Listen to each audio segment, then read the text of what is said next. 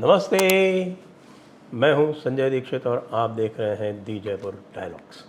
सबसे पहले चैनल को सब्सक्राइब करें, बेल आइकॉन दबाएं और चैनल को लाइक करें, वीडियो को लाइक करें और शेयर करें। साथ ही याद दिला दें आपको कि जयपुर डायलॉग्स 2023 के सारे डिटेल्स आप डिस्क्रिप्शन में देख सकते हैं रजिस्ट्रेशन की सूचना के साथ। आज मोहन भागवत जी ने बड़ी बात कही और बड़ी बात ये कही कि भाई हम सबको अब इंडिया बोलना छोड़ देना चाहिए। वैसे उचित भी है कि जब टुकड़े टुकड़े वाले लोग जो हैं वो मिलके अपने आप को डॉट वाले इंडिया कहने लगे तो निश्चित रूप से भ्रम होता ही है और उस भ्रम को दूर करने के लिए ये सुझाव अच्छा है।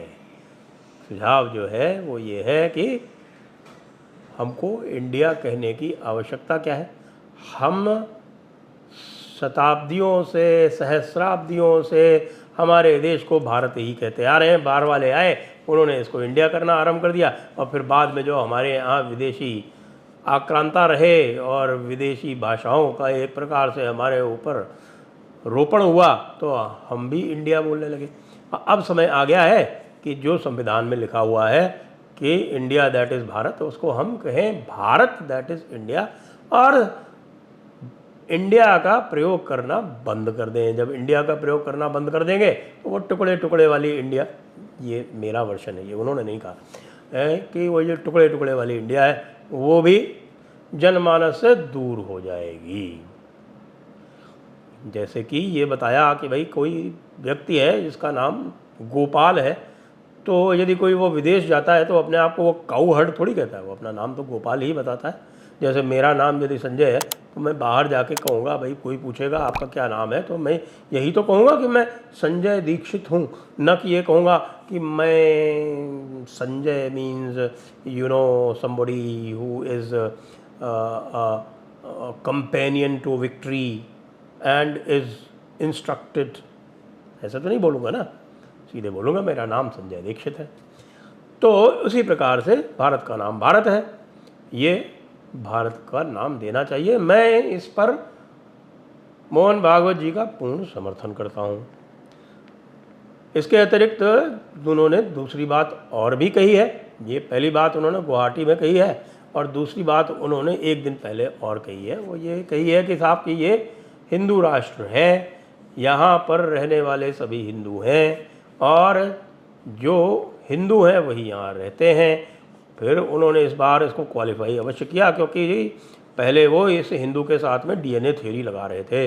हाँ, हालांकि बोला इसमें भी है कि भाई उनके पूर्वज एक हैं। भाई पूर्वज एक होने से कुछ नहीं होता। यहाँ पर थोड़ी सी असहमति मैं व्यक्त कर देता हूँ और ये निवेदन करता हूँ कि यद्यपि आपने इसको क्वालिफाई किया है कि बहुत से लोग समझ गए हैं, लेकिन अभी भी बहुत से हैं जो नहीं समझे हैं, तो हमको ये आपको बताना पड़ेगा माननीय पूजनीय सरसंघ चालक जी कि पूर्वज जो हैं उनके एक होने से कुछ भी नहीं होता, क्योंकि जो अब्राहमी पद्धतियां हैं उनमें पूर्वजों को नरक का स्थान दिया गया है, क्योंकि वो पूर्वज जो थे उनका या तो बपतिस्मा नहीं हुआ है या फिर उन्होंने कलमा नहीं पढ़ा है। तो जिसका बपतिस्मा नहीं हुआ, जिसने कलमा नहीं पढ़ा, उसका जो लक्ष्य है या उसका जो गंतव्य स्थान है वो नरक ही होता है। अच्छा, जहाँ तक ये हिंदू की परिभाषा की बात है तो हमें ध्यान है कि सावरकर जी की परिभाषा का उपयोग संघ भी लंबे समय तक करता रहा है। सावरकर जी की हिंदू की क्या परिभाषा है, मैं पढ़ देता हूँ। आ सिंधु सिंधु पर्यंता यस्य भारत भूमिका पितृभूः पुण्य भूश्चैव सवै हिंदुरिति स्मृतः। कि भाई प्रत्येक वह जो सिंधु नदी तक, समुद्र तक फैली भूमि को साधिकार अपनी पितृभूमि एवं पुण्य भूमि मानता है वह हिंदू है। तो यहाँ पर जो मुख्य बात है और जो मुख्य है, जिसको हम डिफरेंस ऑफ ओपिनियन कह सकते हैं या मतांतर कह सकते हैं, वो ये है कि आप केवल भूगोल के आधार पर लोगों का वर्गीकरण हिंदू के रूप में कर रहे हैं। ऐसा नहीं है, क्योंकि वे लोग जो सनातन धर्म हिंदू धर्म को त्याग कर अब्राहमी धर्मों में जा चुके हैं, वे भारत को पुण्य भूमि नहीं मानते।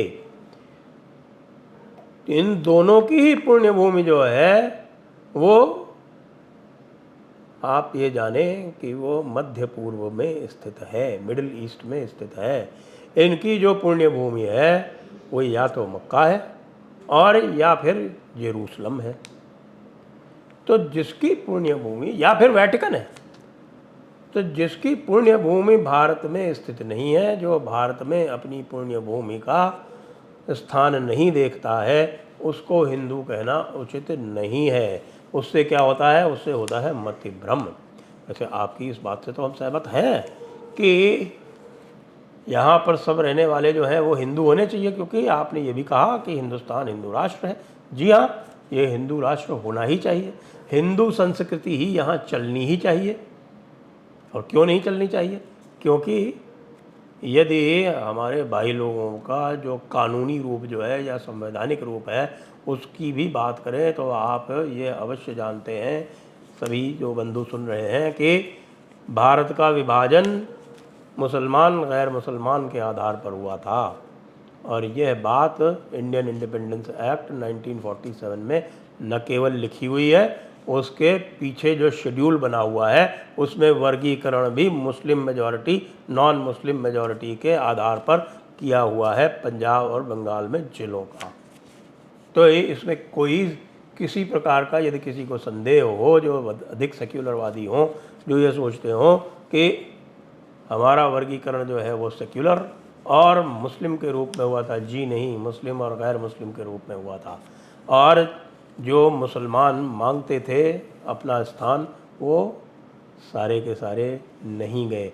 डॉक्टर अंबेडकर ने ये कहा था उस समय कि पूर्ण जनसंख्या विनिमय होना चाहिए, लेकिन पूर्ण जनसंख्या विनिमय ना होकर आधा अधूरा काम करके जो समस्या थी वो वहीं की वहीं रह गई। और आज भी अलगाववाद की समस्या इसीलिए उत्पन्न हो रही है क्योंकि वह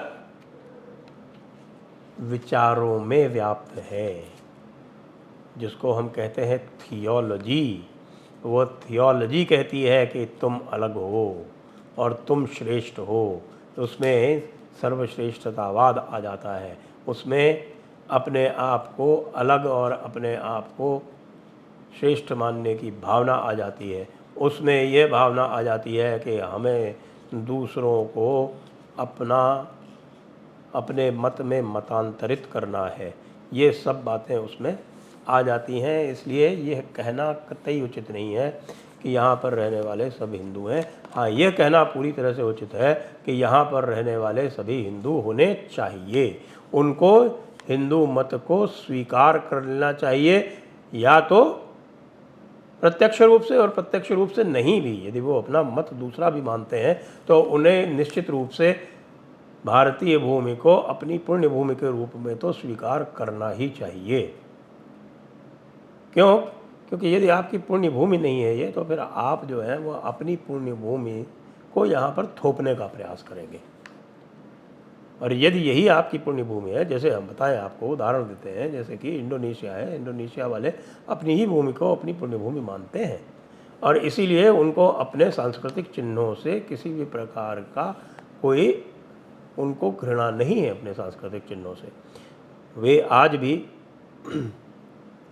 अपने जो उनकी आधिकारिक जो एयरलाइंस है उसका नाम गरुड़ रखते हैं। उनके करेंसी नोट पर गणेश जी की प्रतिमा है। आज भी वहाँ पर बृहत रामलीला मनाई जाती है। आज भी वहाँ पर जो भी सांस्कृतिक विरासत है उनकी पुरानी हिंदू विरासत, सनातन विरासत, उसको वो ओन अप करते हैं, उस पर गौरव अपना महसूस करते हैं, गौरवान्वित होते हैं। अतः आपके कथन का स्वागत तो है, लेकिन ये है पूर्ण नहीं है। इसमें जो ये चाशनी लगा रखी है, इसको आपने अभी केवल पार्शियली क्वालिफाई किया है। इसको आपको पूर्ण रूप से क्वालिफाई करना पड़ेगा। इसको सत्य को कहना पड़ेगा। जब तक सत्य नहीं कहेंगे तब तक कोई भी परित्राण नहीं होगा। जैसा कि भगवान कृष्ण ने गीता में कहा है, परित्राणाय साधूनां विनाशाय च दुष्कृतां धर्म संस्थापनार्थाय संभवामि युगे युगे। तो वह संभव होने के लिए अत्यंत आवश्यक है कि हम सत्य बोलें, भारत को भारत कहें और हिंदू राष्ट्र को हिंदू राष्ट्र कहें और हिंदुओं को ही हिंदू कहें। जो हिंदू धर्म से वैर रखता है, जो हिंदू को शत्रु मानता है, जो सनातन धर्म से शत्रुता रखता है, उसको हम कतई हिंदू ना कहें और इस बारे में लोगों को शिक्षा दें, शिक्षित करें। और एक बार फिर से आपको याद दिला दें कि भाई हिंदू कौन है, ये भी लिखा हुआ है, ये बृहस्पति संहिता में आया हुआ है। हिमालय समारभ्य यावत इंदु सरोवरम तम देव निर्मितम देशम हिंदुस्तानम प्रचक्षते। जय हिंद, जय भारत, वंदे मातरम।